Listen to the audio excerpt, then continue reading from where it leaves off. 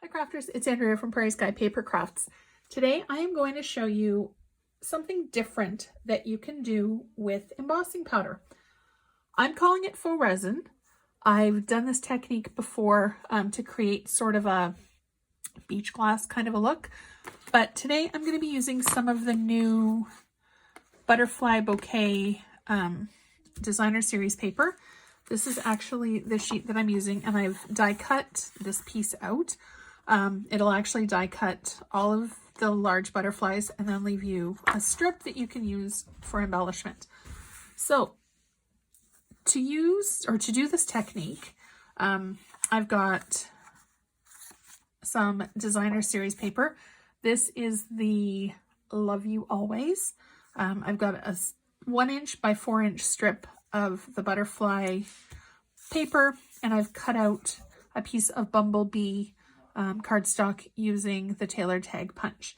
The only extra things that you're going to need for this are Versamark, clear embossing powder, and a heat tool. So it's really easy. You can layer it up as much as you'd like. You might also want a small pair of super sharp scissors. My Versamark pad has seen many days, but it doesn't matter because the ink won't transfer.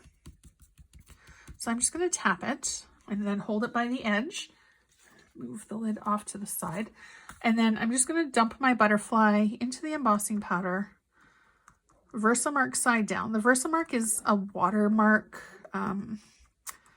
ink, so it does really nicely tone on tone, but I'm using it sort of as basically a glue. I'm just going to take it by the edges and tap it off, and then you can see it is covered. So I'm just going to lay it down on my work surface now, bring in my heat tool, and then as it works, you can see it will melt the embossing powder. Whoops.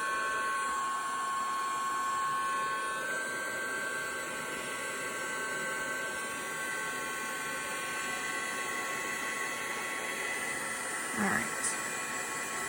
So once it's all shiny and you don't see any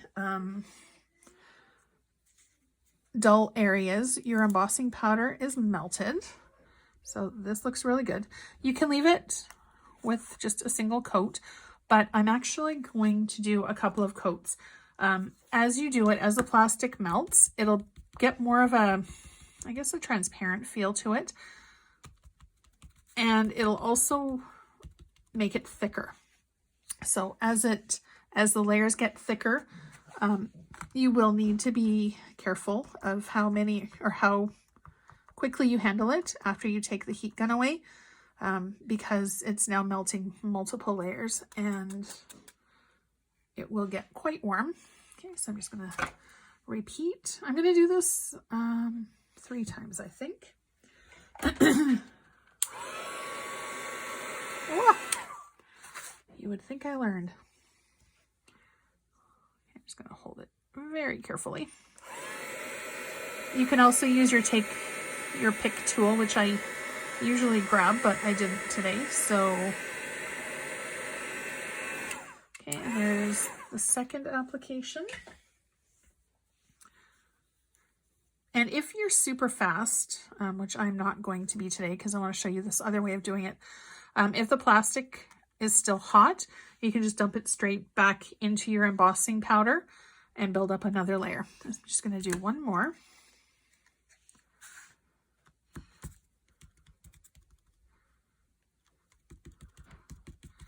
And you just want to make sure that all of the areas, it doesn't have to be perfectly covered.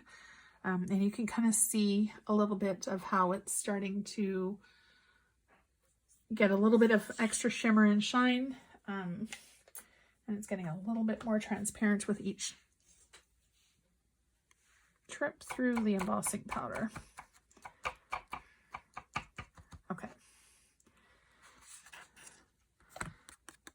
So you just want to make sure if there's a really thick area, you're just going to want to tap it gently off. Okay. And now that I am done with the embossing powder, I'm going to put the lid on it. And then just gonna hold it very gently on the corner and do one last hit with the heat gun. Love watching embossing powder melt. Okay. So you can see that it's gone from a very flat matte to having a really beautiful shine to it. I'm just going to take the world's smallest scissors here, and I'm just going to trim a little bit around the body because I want the wings to have just a tiny bit more movement. And we're going to go this way.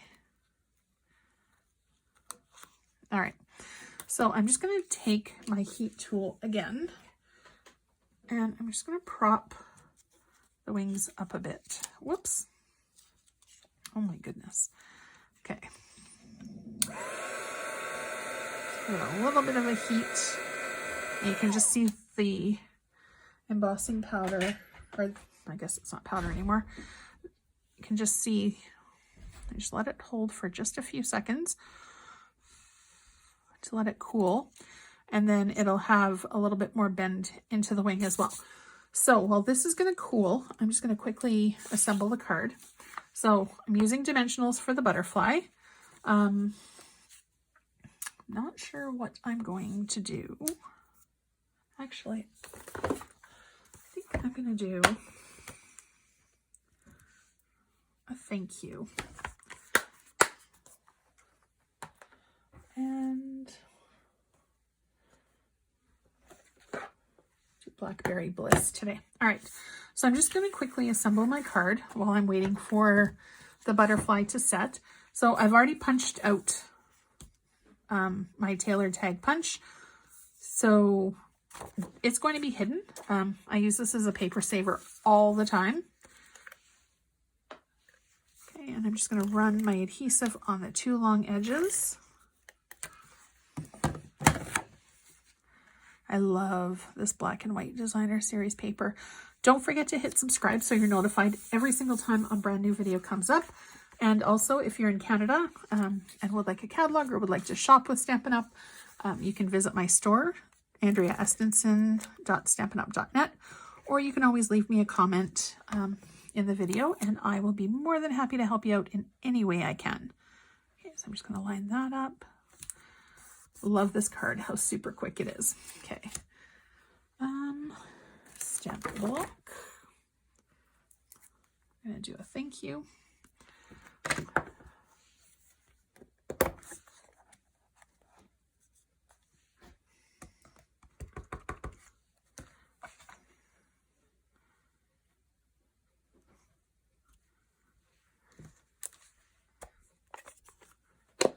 Okay, and the butterfly is dry, so now you can fold it flat or stick it into an envelope, but when the person takes it out, the wings will be curled. So I'm just going to add a dimensional onto the back of our butterfly. I'm going to do a couple just because I want to make sure that they're going to stay stuck really, really well. I'm going to stick him. I'll do it off on an angle, and I'm going to pop our sentiment up onto a couple of dimensionals as well. All right, so there you have it, something different that you can use embossing powder for, just to give a little bit of shimmer and shine to your project. As always, if you have any questions, please pop them down below. I'm always happy to help. And I will see you again soon. Have a great day.